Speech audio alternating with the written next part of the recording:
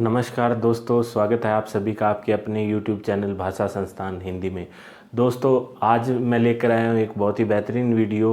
हिंदी व्याकरण से जुड़ा एक टॉपिक है विशेषण, उस पर है ये सारी वीडियो। बहुत ही आसान सा टॉपिक है, हर परीक्षा में प्रश्न भी आते रहते हैं, तो किस प्रकार से उन प्रश्नों का हल किया जाए, किस प्रकार के प्रश्न आते हैं और कैसे गलती होती है, गलती से कैसे बचा जाए, इन सभी पर ही आज का वीडियो है। बहुत ही आसान सा टॉपिक है, चलो करते हैं शुरुआत। सबसे पहले विशेषण। देखिए, विशेषण की बात करें तो किसे कहते हैं? वे वो शब्द जो विशेषता बताता हो। क्या बताता हो? विशेषता बताता हो। अब विशेषता किसकी बताएगा? ये या तो संज्ञा की बताएगा, या सर्वनाम की। इन दो में से किसी एक की विशेषता बताता हो, क्या कहलाएगा? विशेषण। हमने जो भी टॉपिक पढ़ा है, चाहे वो इससे पहले संज्ञा भी पढ़ी है, सर्वनाम भी पढ़े हैं, तो उनमें एक बात हमने सबसे पहले जो की वो बात ये थी कि हम संज्ञा क्यों पढ़ें, हम सर्वनाम क्यों पढ़ें, इन सब की चर्चा की। तो आज विशेषण पढ़ रहे हैं, तो सबसे पहली बात, विशेषण हम क्यों पढ़ें, विशेषण की क्या जरूरत है। तो देखिए, विशेषण क्यों पढ़ें। जैसे मैं कहूं संज्ञा में मैंने कहा लड़की, यह संज्ञा है, जातिवाचक संज्ञा है। अब हम बात करें संज्ञा के बाद विशेषण की, किसकी बात करेंगे? विशेषण की। तो विशेषण हो जाएगा जैसे काली, ये क्या हो गया? विशेषण हो गया। तो ये दो चीजें, विशेषण हम क्यों पढ़ें। सबसे पहली बात करें, जैसे ये शब्द है संज्ञा लड़की, दूसरा शब्द एक विशेषण हमने लिया काली। अब हम विशेषण इसलिए पढ़ें, जैसे संज्ञा मैंने कहा लड़की, तो इसमें सारी लड़कियां आ गई, चाहे वो कैसे भी हो। मैं कहूँगा कि लड़कियां क्लास में बैठी हैं, लड़कियां खड़ी हो जाएं, तो वो सारी लड़कियां खड़ी हो जाएंगी।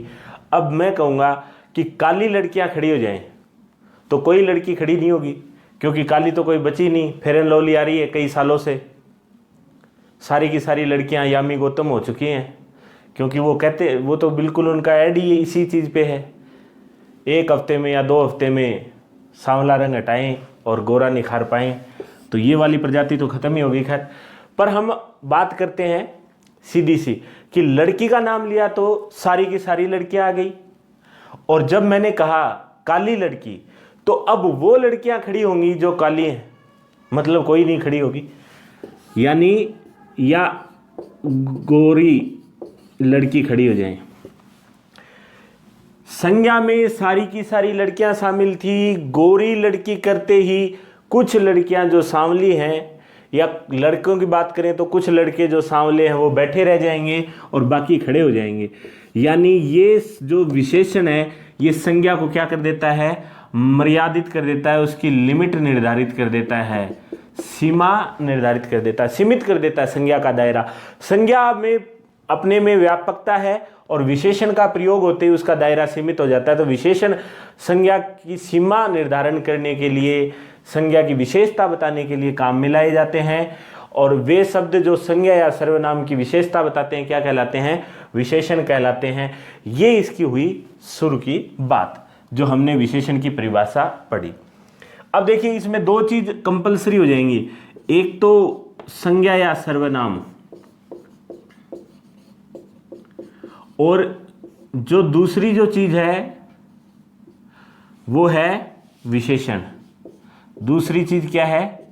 विशेषण। यानी वो शब्द जो इनकी विशेषता बताए। तो यहां संज्ञा और सर्वनाम को एक नाम दिया जाता है विशेष्य। क्या कहते हैं इनको? विशेष्य। और जो शब्द इनकी विशेषता बताता है वो क्या कहलाता है? विशेषण। यानी विशेष्य तो किसको कहते हैं? संज्ञा और सर्वनाम को कहते हैं, और जो इसकी विशेषता बताता है वो क्या कहलाता है? विशेषण कहलाता है।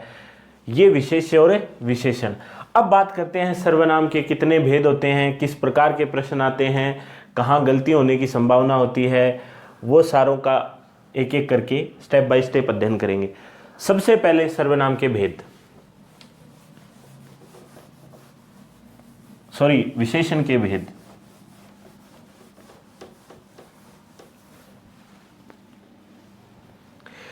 विशेषण के कितने प्रकार होते हैं, तो मोटे मोटे तौर पे हमने 4 पढ़े हैं, लेकिन हम इनको थोड़ा अलग तरीके से देखते हैं। देखो विशेषण का भेद, तो सबसे पहले अर्थ के आधार पे, किसके आधार पे, अर्थ के आधार पे। दूसरा जो है वो है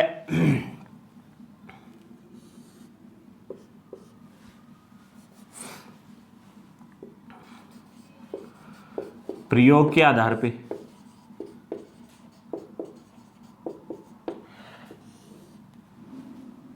तीसरा जो है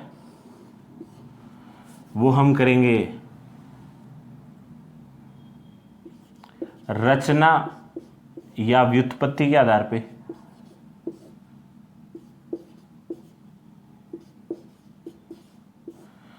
रचना या व्युत्पत्ति के आधार पे। चौथा है अवस्था के आधार पे।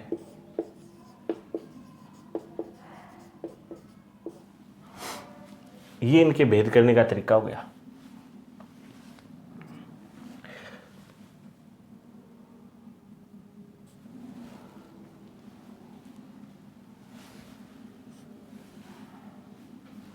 सबसे पहले देखिए अर्थ के आधार पे भेद। बात करें अर्थ के आधार की, तो गुणवाचक 4 प्रकार के होते हैं। गुणवाचक विशेषण, दूसरा है सार्वनामिक विशेषण, तीसरा है संख्यावाची,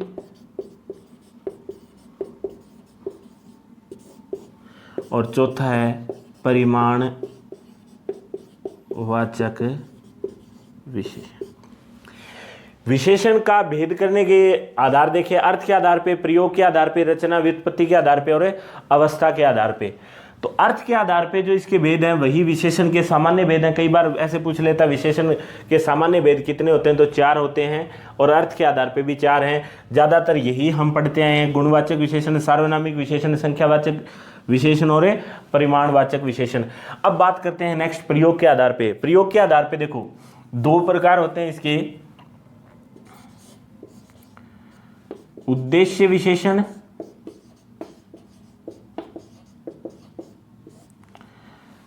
दूसरा होता है विधेय विशेषण।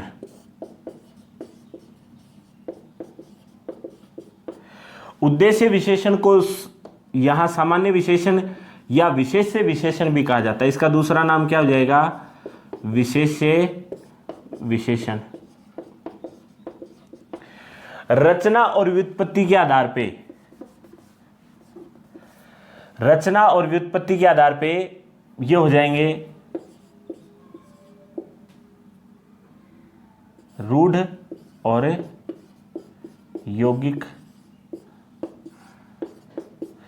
रूढ़ और यौगिक। अवस्था के आधार पे एक और पार्ट चलो यहां कर देते हैं। पहले देखते हैं अवस्था के आधार पे। तो अवस्था के आधार पे 3 प्रकार के होते हैं, मूलावस्था, दूसरा मध्यमावस्था,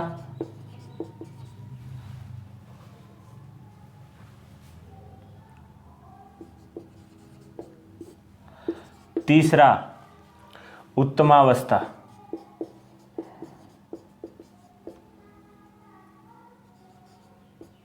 ये 3 प्रकार अवस्था के आधार पे हो गए। देखिए अर्थ के आधार पे हमने भेद किए गुणवाचक, सार्वनामिक, संख्यावाचक, परिमाणवाचक। प्रयोग के आधार पे उद्देश्य विशेषण और विधेय विशेषण। रचना और व्युत्पत्ति के आधार पे रूढ़ और यौगिक। अवस्था के आधार पे मूलावस्था, मध्यमावस्था, उत्तमावस्था। और एक है रूप परिवर्तन के आधार पे। रूप परिवर्तन के आधार पे 2 प्रकार के, विकारी और दूसरा है अविकारी। इन सब की चर्चा करेंगे हम। यानी विशेषण का जो भेद हमने किया, वो विशेषण के भेद की बात करें तो विशेषण कितने प्रकार से होते हैं, तो विशेषण का जो बांटने का तरीका है वो मोटे मोटे तौर पे अर्थ के आधार पे भेद होते हैं। इसके 4: गुणवाचक, सार्वनामिक, संख्यावाचक और परिमाणवाचक। प्रयोग के आधार पे उद्देश्य, विधेय, रचना के आधार पे रूढ़ और यौगिक, रूप परिवर्तन के आधार पे विकारी और अविकारी, अवस्था के आधार पे मूलावस्था, मध्यमावस्था और उत्तमावस्था। इन सब का जिक्र करेंगे। ये इसके वर्गीकरण का आधार है। सबसे पहले जो इसके अर्थ के आधार पे भेद होते हैं उनकी चर्चा करेंगे, उसके बाद आगे वाले पार्ट्स की भी चर्चा करेंगे। सबसे पहले अर्थ के आधार पे इसके भेद।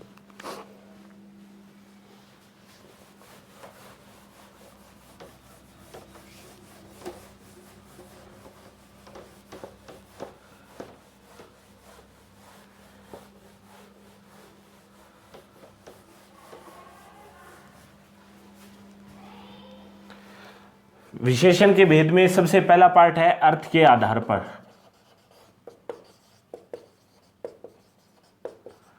इसमें पहला हो गया गुणवाचक विशेषण।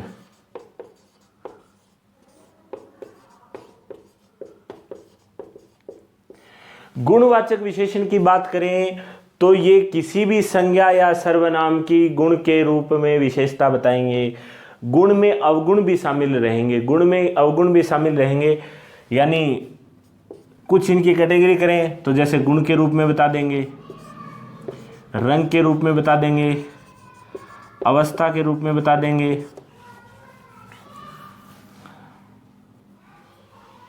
गंध के रूप में बता देंगे, स्पर्श के रूप में बता देंगे,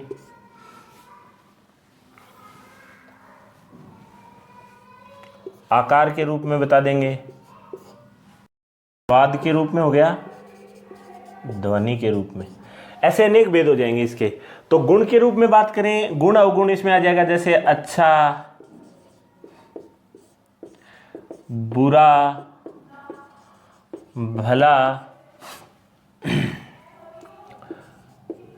बेईमान, ईमानदार, ये सब इसी में आ जाएंगे। दूसरा रंग के रूप में काला, गोरा, सफेद, ये सारे इसी में आ जाएंगे, लाल। अवस्था के रूप में देखिए जवान, बूढ़ा, ये अवस्था के रूप में आ गए। गंध के रूप में देखो सुवासित,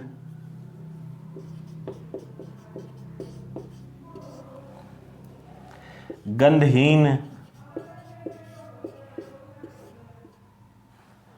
सुगंधित, ये सारे इसी में आ जाएंगे। स्पर्श में जैसे चिकना,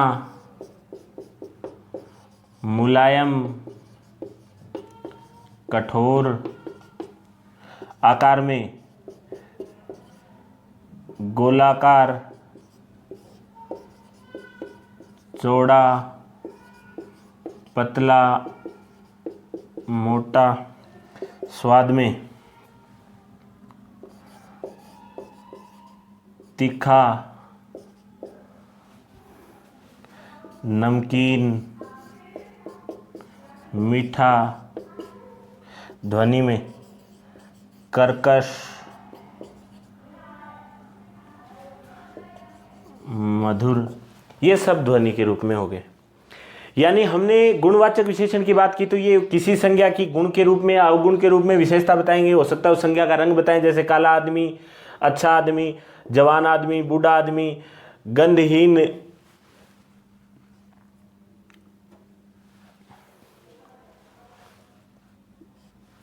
गंधहीन खाना है, गंधहीन हवा चल रही, चिकना पत्थर, मुलायम कपड़ा, कठोर आदमी, कठोर पत्थर, गोलाकार टेबल, चौड़ा आदमी, पतला आदमी, मोटा आदमी। स्वाद के रूप में तीखा, तीखी सब्जी, नमकीन बिस्किट, मीठा आम, कर्कश और मधुर। यानी ये किसी संज्ञा की गुण और अवगुण दोनों इसी में साथ रहेंगे के रूप में विशेषता बताएंगे। खास बात होगी विशेषण का प्रयोग कभी अकेले नहीं होगा, संज्ञा के साथ में होगा। तो ये हो गया गुणवाचक विशेषण। एक चीज का और ध्यान रखें कि हमें विशेषण की पहचान के लिए एक रामबाण भी है कि हम किसी विशेषण को कैसे पहचानें। किसी विशेषण को पहचानने के लिए अपने आदमी या औरत ऐसे शब्द लिख लेते हैं, उससे पहले एक खाली स्थान छोड़ देंगे।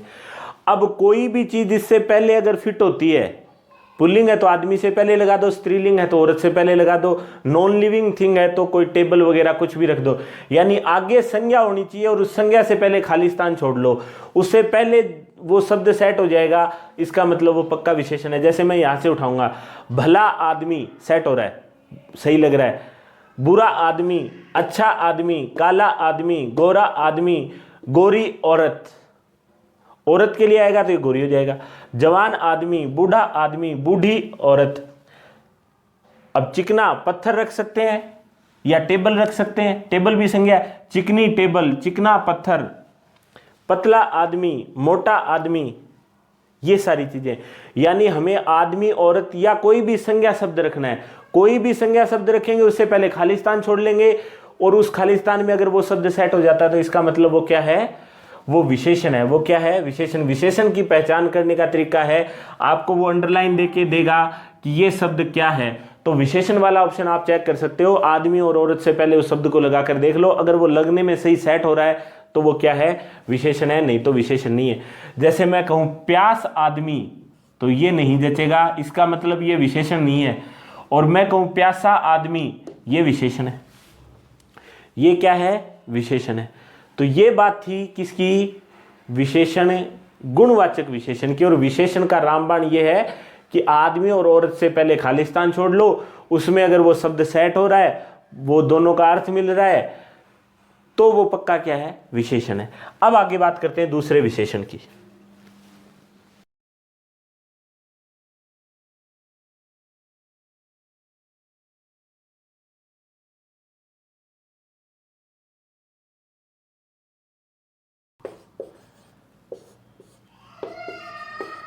सार्वनामिक विशेषण है, कठिन टॉपिक है अपने आप में, और बहुत सारे लोगों की दिक्कत भी हो जाती है कि कैसे क्या करें। तो सार्वनामिक विशेषण के लिए बहुत ही आसान है, इसका एक फिक्स पैटर्न है, एक तरीका है, उसी से हम इसको करेंगे और आपका प्रश्न कभी गलत नहीं होगा, आसानी से आप इसको समझ पाएंगे। देखो, सबसे पहले सार्वनामिक विशेषण के लिए पहली शर्त जो है वो सर्वनाम शब्द जरूरी है। सर्वनाम के तुरंत बाद, इसके तुरंत बाद संज्ञा आनी चाहिए। क्या आनी चाहिए, संज्ञा। संज्ञा के अलावा कोई चीज ना आई, सर्वनाम संज्ञा। ये जो सर्वनाम है इसी संज्ञा के लिए आए, ये जो सर्वनाम है इस जो इसके बाद वाली संज्ञा के लिए आए, और साथ में कोई विशेषता बताए, साथ में कोई विशेषता बताए, ये सार्वनामिक विशेषण हो जाएगा। क्या हो जाएगा, सार्वनामिक विशेषण। यानी इसकी परिभाषा भी होती है, जब कोई सर्वनाम शब्द किसी संज्ञा से पहले आकर उसकी विशेषता बताते हैं तो वो सार्वनामिक विशेषण बन जाते हैं। क्या बन जाते हैं, सार्वनामिक विशेषण। जैसे मैं कहूं कि वह के बाद लड़का अच्छा है। दूसरा मैं कहूं वह लड़का है। तीसरा मैं कहूं वह पढ़ता है। ये तीन अपने पास वाक्य हैं, तीनों में एक ही सेम ही चीज है वह, और अगला ऐसे रेखांकित करके अंडरलाइन देके पूछेगा कि रेखांकित पद क्या है, वह लड़का अच्छा है, वह लड़का है, वह पढ़ता है। ये तीन वाक्य हैं अपने पास, और इन तीनों में पूछेगा कि ये तीनों में वह क्या है। सबसे पहले वह लड़का अच्छा है। तो देखो, हमें सार्वनामिक विशेषण पकड़ना है तो हम पहले देखेंगे सर्वनाम है, पहली कंडीशन पूरी। दूसरा कह रहा है तुरंत बाद संज्ञा है, तुरंत बाद संज्ञा है, दूसरी कंडीशन भी पूरी। तीसरा विशेषता है, विशेषता है, तीसरी कंडीशन भी पूरी। तो ये क्या हो गया, सार्वनामिक विशेषण हो गया। क्या हो गया, सार्वनामिक। ये वह शब्द इस लड़के के लिए आया जो कि संज्ञा है और इसकी इसने विशेषता बताई। दूसरा देखो, वह लड़का है, सर्वनाम है भाई, उसके तुरंत बाद संज्ञा है लेकिन विशेषता नहीं है, यानी ये कंडीशन अब की बार पूरी नहीं हुई। तीसरी कंडीशन, तीनों होनी जरूरी है, तो ये सार्वनामिक विशेषण नहीं है। तो ये क्या नहीं हो सकता, सार्वनामिक विशेषण नहीं हो सकता। सार्वनामिक विशेषण के लिए सबसे पहले सर्वनाम होगा, उसके तुरंत बाद संज्ञा, और फिर उसी संज्ञा की क्या बताई जाएगी, विशेषता बताई जाएगी। दूसरा देखिए, वह लड़का है, तो इसमें सर्वनाम आ गया, तुरंत बाद संज्ञा आ गई, लेकिन आगे विशेषता नहीं है, इसलिए क्या नहीं है, सार्वनामिक विशेषण नहीं है। अब तीसरा है, वह सर्वनाम है, यहां मैं लिख देता हूं वह अच्छा है, ठीक है। अब देखिए, वह आ गया, सर्वनाम आ गया, पहली कंडीशन पूरी। संज्ञा नहीं आई क्योंकि अच्छा क्या है, विशेषण है, अच्छा आदमी हमने देखा था, तो संज्ञा नहीं आई, विशेषता जरूर आ गई लेकिन संज्ञा नहीं आई, तो ये भी सार्वनामिक विशेषण नहीं है। ये तो जो है वह लड़का है, ये क्या हो गया, संकेतवाचक सर्वनाम है, संकेत कर रहा है, निश्चयवाचक सर्वनाम है। और यह वह कोई कार्य करे तो वो क्या हो जाता है, पुरुषवाचक हो जाता है। जैसे दूसरा देखो, वह पढ़ता है,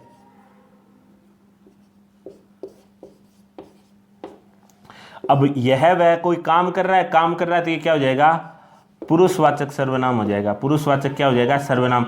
ये दोनों ही सार्वनामिक विशेषण नहीं है, ये सार्वनामिक विशेषण है। तो सार्वनामिक विशेषण तब होगा जब सर्वनाम हो, उसके तुरंत बाद संज्ञा है, ये सर्वनाम इसी संज्ञा के लिए आए और इसी संज्ञा की क्या बताए, विशेषता बताए, तो क्या हो जाता है, सार्वनामिक विशेषण हो जाता है।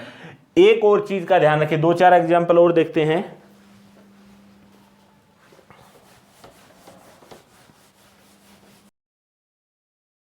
घर सुंदर है, ठीक है। दूसरा सेंटेंस है, किसी लड़की ने कहा। तीसरा सेंटेंस है,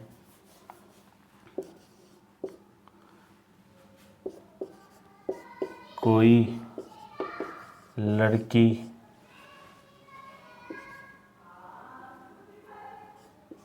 है।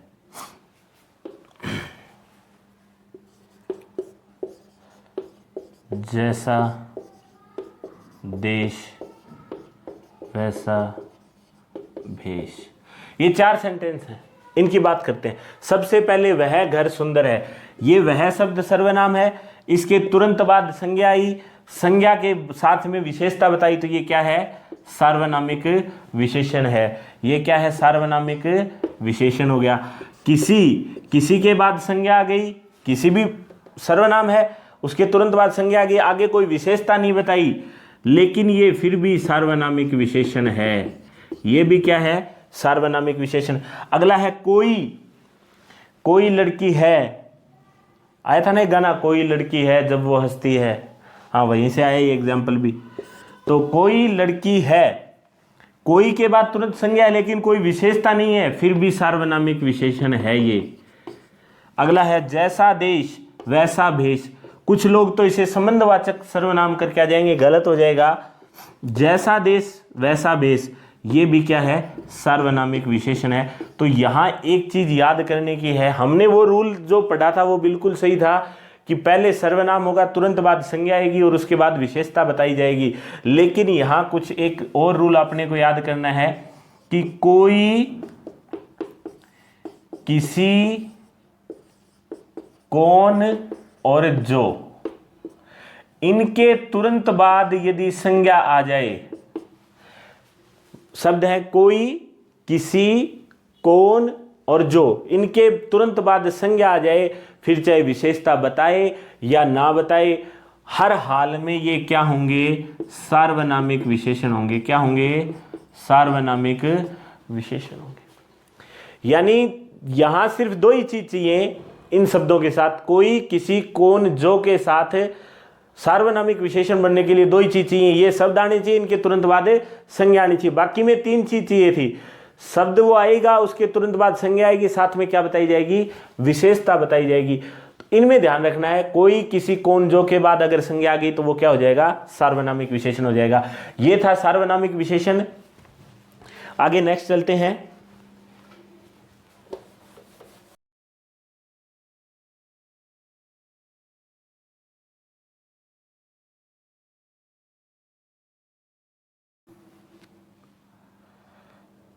संख्यावाची विशेषण क्या है, संख्यावाचक विशेषण या संख्यावाची विशेषण। संख्यावाची विशेषण ये किसी भी संज्ञा की संख्या के रूप में विशेषता बताएंगे। किसके रूप में विशेषता बताएंगे, संख्या के रूप में विशेषता बताएंगे।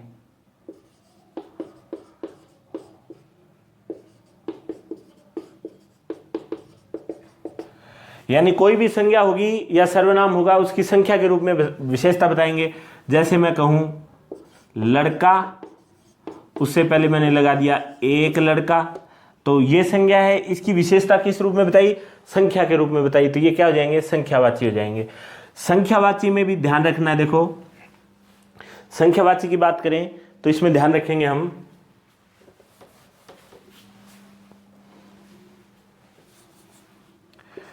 दो प्रकार हो जाएंगे इसके। पहला है निश्चित संख्यावाची,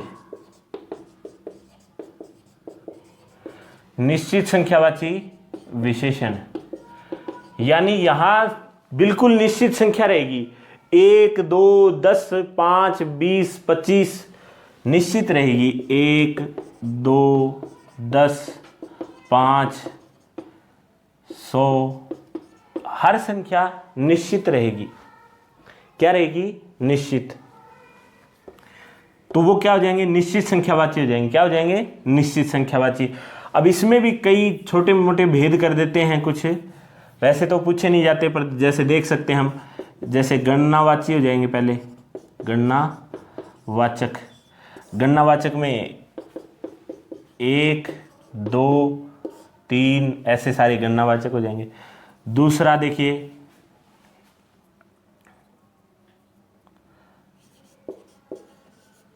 समुदायवाचक हो जाएंगे। समूहवाचक भी बोल देते हैं इनको, 4 5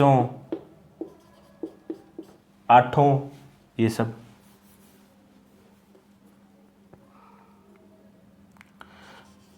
प्रत्येकवाचक भी हो जाएंगे इसी के अंदर। कुछ इनको प्रत्येकवाचक का दूसरा नाम विप्सावाचक भी होता है। विप्सावाचक जैसे प्रत्येक,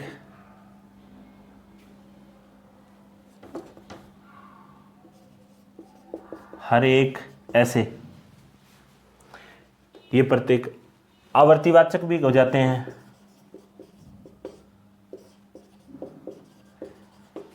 समूहवाचक होते हैं कि इनमें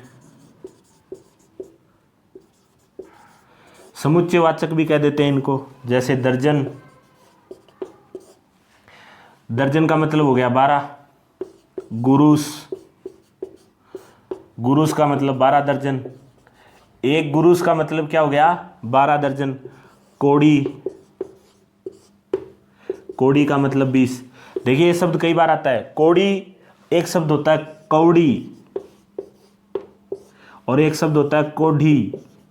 3 शब्द हैं। देखिए एक जैसे शब्द हैं तीनों के तीनों, समानार्थी से शब्द हैं। शब्द युग में अक्सर पूछे जाते हैं ये। तो पहला है कोड़ी। कोड़ी का मतलब होता है 20, और कोड़ी का मतलब घोंगा। एक जानवर होता है जो सिप्पी में रहता है, उसको कोड़ी, कोड़ी बोलते हैं, घोंगा।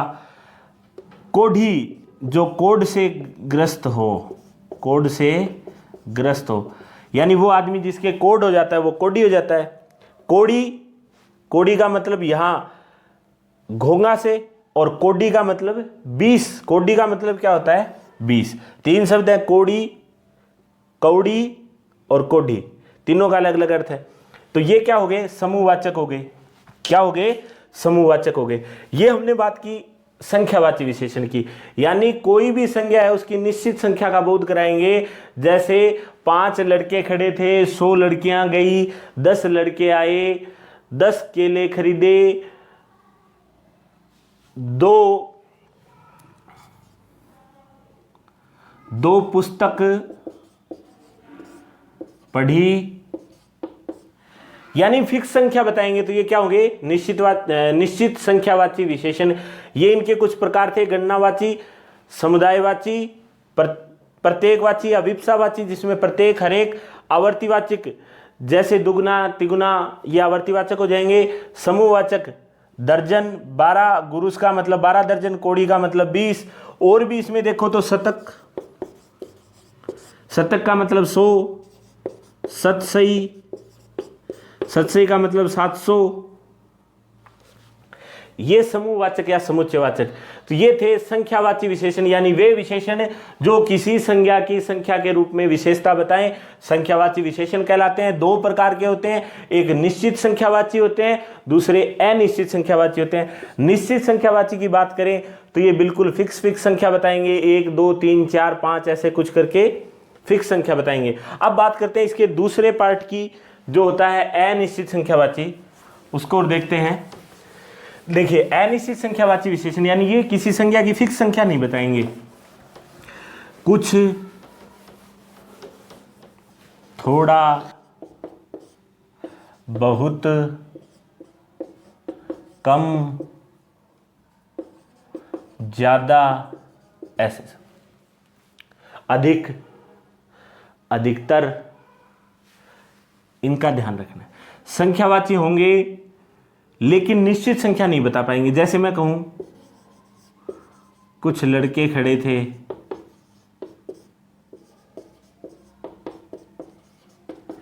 यहां हमने एक बात देखी, अगर मैं कहूं एक लड़का खड़ा था तो ये निश्चित संख्यावाची हो जाता। 2 लड़के खड़े थे, 10 लड़के खड़े थे, दर्जन लड़के खड़े थे, निश्चित हो जाता। 1 दर्जन भी निश्चित है, दर्जन लिख दिया तो भी निश्चित था, तो वो निश्चित हो जाता। लेकिन अब पता नहीं है कितने खड़े हैं, 2 खड़े हैं, 4 खड़े हैं, लड़का संज्ञा है, इसकी विशेषता बता रहा है, निश्चित संख्या का बोध नहीं करवा रहा, तो ये क्या हो गया? अनिश्चित संख्यावाचक। जैसे बहुत लोग बीमार हो रहे हैं, बहुत से लोग, ऐसे कर लेते हैं थोड़ा, बहुत से लोग बीमार हो रहे हैं।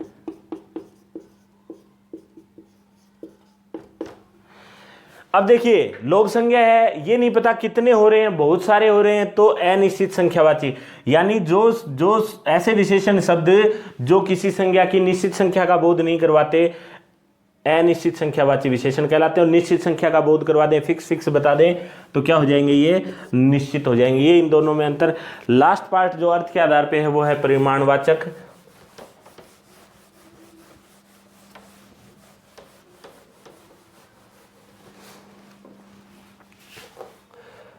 परिमाणवाचक विशेषण,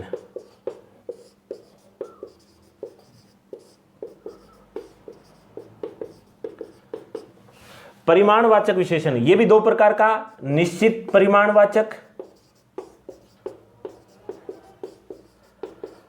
दूसरा क्या है? अनिश्चित परिमाणवाचक।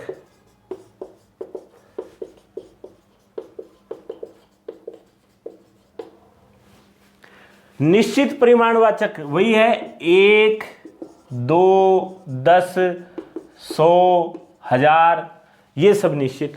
अनिश्चित में वही चीजें आ जाएंगी, कोई, कुछ, थोड़ा, बहुत, कम, ज्यादा, अधिकांश, ये सब इसमें आ जाएंगे। देखिए, दोनों में सेम ही चीज है, तो फिर पता क्या चलेगा? परिमाणवाचक जो विशेषण होंगे वो अगणनीय संज्ञा की विशेषता बताएंगे, यानी जिसकी गणना नहीं की जाए, अगणनीय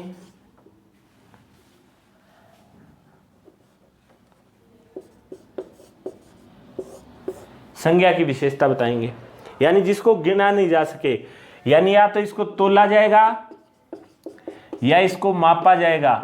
यानी वे संज्ञा शब्द जो या तो तुलने में आते हैं या मापने में आते हैं, जिनको तोल के रूप में जिनकी विशेषता बताई जाए या माप के रूप में जिनकी विशेषता बताई जाए, परिमाणवाचक विशेषण के उदाहरण होंगे। और जो गणनीय संज्ञा होती हैं, जिनकी गणना की जा सके, वो क्या होंगे? वो होंगे संख्यावाची। क्या होंगे? संख्यावाची। दोनों के उदाहरण सेम ही है, दोनों के पार्ट भी दो दो है। निश्चित परिमाणवाचक, उधर निश्चित संख्यावाची, अनिश्चित परिमाणवाचक, अनिश्चित संख्यावाची। दोनों में मोटा मोटा अंतर यही है, ये तोलने वाली चीजों के लिए आएगा, मापने वाली चीजों के लिए आएगा, और ये गिनने वाली चीजों के लिए आएगा।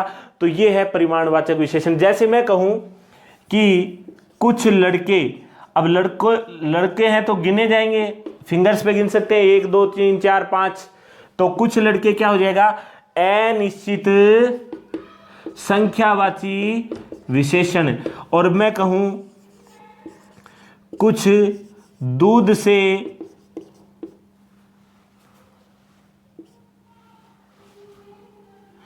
कुछ दूध थोड़ा ठीक नहीं लगेगा, कुछ कपड़े दे दो, या थोड़े कपड़े दे दो थोड़े दूध से, दूध से मेरा क्या होगा? देखिए, कुछ लड़के गणनीय संज्ञा है तो अनिश्चित संख्यावाची विशेषण हो गया। कुछ कपड़े माप में दिए जाएंगे, तो कुछ कपड़े दे दो, तो ये क्या हो जाएगा? अनिश्चित परिमाणवाचक हो जाएगा। दूध भी तोल के दिया जाता है, मापने में आता है, तो थोड़े दूध से मेरा क्या होगा? तो ये भी क्या हो जाएगा? अनिश्चित परिमाणवाचक हो जाएगा। क्या हो जाएगा? अनिश्चित परिमाणवाचक। मैं ऐसे लिख दूं, देखिए,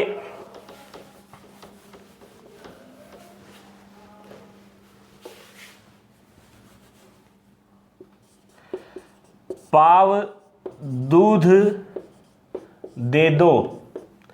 अब देखिए, पाव का मतलब 1/4 kg दूध है, मापने तोलने वाली चीज, तो परिमाणवाचक में जाएगा।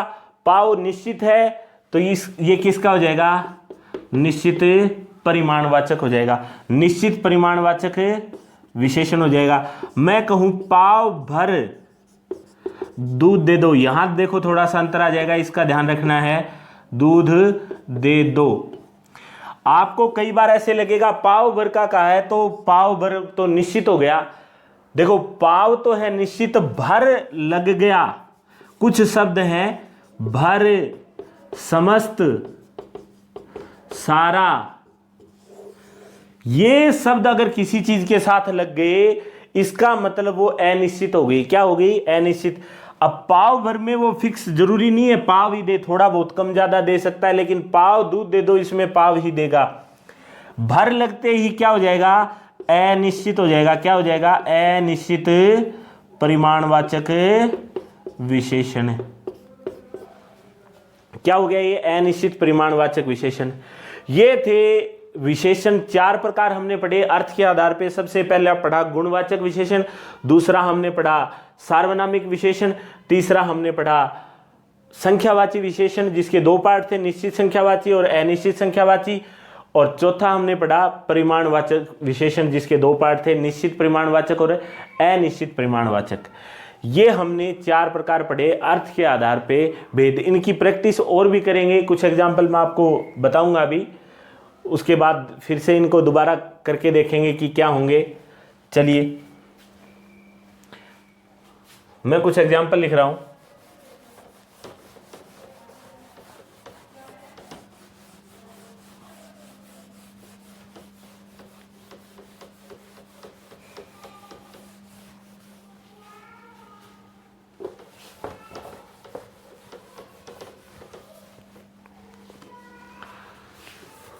जैसे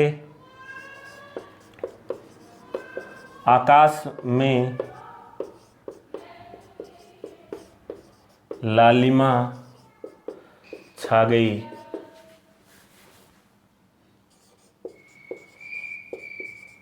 सफेद घोड़ा देखा,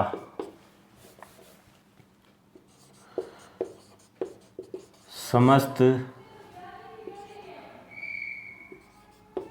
घर पानी से भर गया,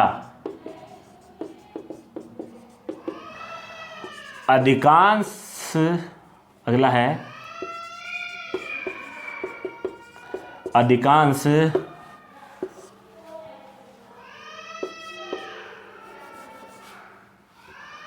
लोग चले गए। अब यहां एक बात ध्यान रखनी है, ये सेंटेंस गलत है। देखो, अधिकांश लोग चले गए, जनरल हमें आपके वाक्य शुद्धिकरण भी एक टॉपिक होता है, उसमें ये बड़ी कॉमन अशुद्धि होती है, अधिकांश लोग चले गए। हमें ये देखकर ऐसे लगता है कि ये वाक्य बिल्कुल सही है, इसमें कोई गलती है ही नहीं, बिल्कुल सिंपल सा है, फिर ये गलत हुआ कैसे? तो देखिए, अधिकांश, अंश नहीं कर सकते, आदमी के टुकड़े नहीं किए जा सकते। अधिकांश दूध फट गया या अधिकांश कपड़ा फट गया, ऐसी चीजें हो सकती हैं, लेकिन ये लिविंग ऑब्जेक्ट है और लिविंग ऑब्जेक्ट उसके हम टुकड़े नहीं कर सकते, तो यहां अधिकांश न आके क्या आएगा? अधिकतर आएगा। ये शुद्ध शुद्ध में बड़ा अच्छा प्रश्न है। अधिकतर लोग चले गए, अधिकांश लोग गलत होता है, अधिकतर लोग चले गए। अब देखिए आगे, 10 थैली चना या चने खरीदे। ये अपने पास कुछ वाक्य हैं, ये अपने पास क्या है? कुछ वाक्य हैं। एक मैं ऐसे लिख देता हूं, एक ने कहा। इनमें देखते हैं कौन सा विशेषण है। तो देखो, आपको ऐसे दिखेगा ये शब्द लालिमा, और लालिमा के नीचे अंडरलाइन दिया हुआ मिलेगा कि रेखांकित पद क्या है। आप देखते ही तुरंत वहां जाओगे कि यार ये तो गुणवाचक विशेषण है, रंग के रूप में विशेषता बताई। तो मैंने कहा था देखो कि विशेषण का पता करना हो तो आदमी या औरत लिख लें और उससे पहले खाली स्थान छोड़ लें। लालिमा आदमी जच नहीं रहा, लाल आदमी जच जाता, काला आदमी जच जाता, लालिमा आदमी नहीं जच रहा। इसका मतलब ये जो शब्द है ये विशेषण नहीं है, ये क्या है? भाववाचक संज्ञा है। क्या है? भाववाचक संज्ञा। जल्दबाजी में प्रश्न गलत हो जाता है, ध्यान रखना है। आदमी से पहले लगाकर देख लो, जो लग जाएगा वो पक्का विशेषण है, नहीं लगेगा वो विशेषण नहीं होगा। लालिमा भाववाचक संज्ञा है, इमा प्रत्यय भाववाचक संज्ञा बनाता है। लाल अगर होता कि नीला आकाश है या आकाश का रंग नीला है तो वो क्या हो जाता? गुणवाचक विशेषण हो जाता है। अगला देखो, सफेद घोड़ा, तो सफेद रंग के रूप में विशेषता है तो गुणवाचक विशेषण है। ये कैसा विशेषण हो गया? गुणवाचक विशेषण।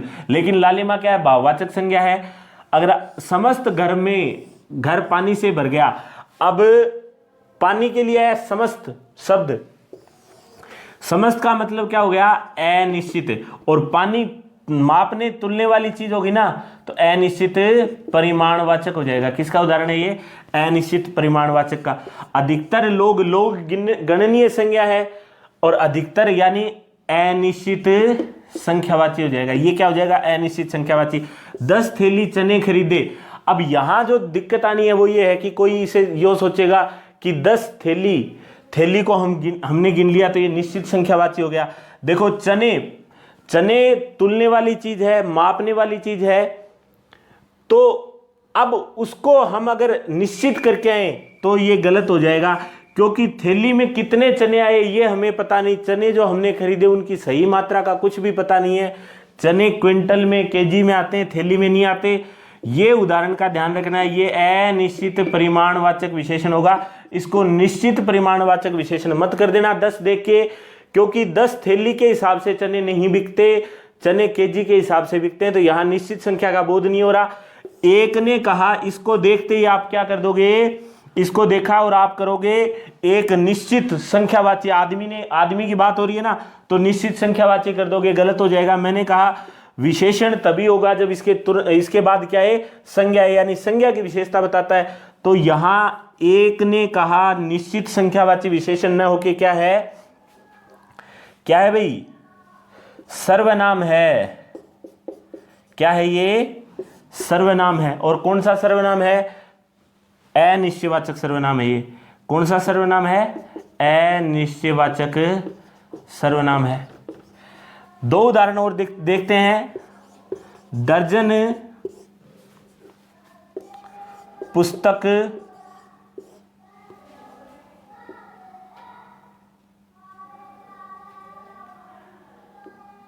खरीदी और एक दर्जन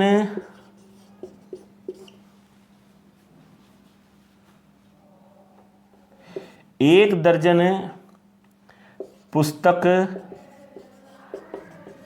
खरीदी। एक दर्जन पुस्तकें खरीदी और दर्जन पुस्तकें खरीदी, दो सेंटेंस है अपने पास। दर्जन और एक दर्जन दोनों का मतलब ही एक है।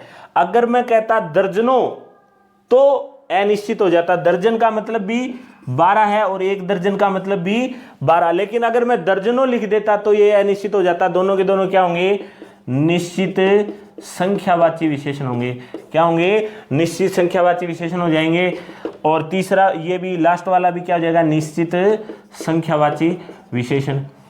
ये थे विशेषण के 4 प्रकार, उनसे जुड़े हुए कुछ उदाहरण। कौन कौन से 4 प्रकार थे? किसके आधार पे थे? अर्थ के आधार पे 4 प्रकार थे। गुणवाचक, सार्वनामिक विशेषण, परिमाणवाचक और संख्यावाची, ये 4 प्रकार थे। अब अगले हम पढ़ेंगे इसकी अवस्था के आधार पे 2 भेद, अवस्था के आधार पे 3 भेद, रचना व्युत्पत्ति के आधार पे, उन सब का बारी बारी जिक्र करेंगे।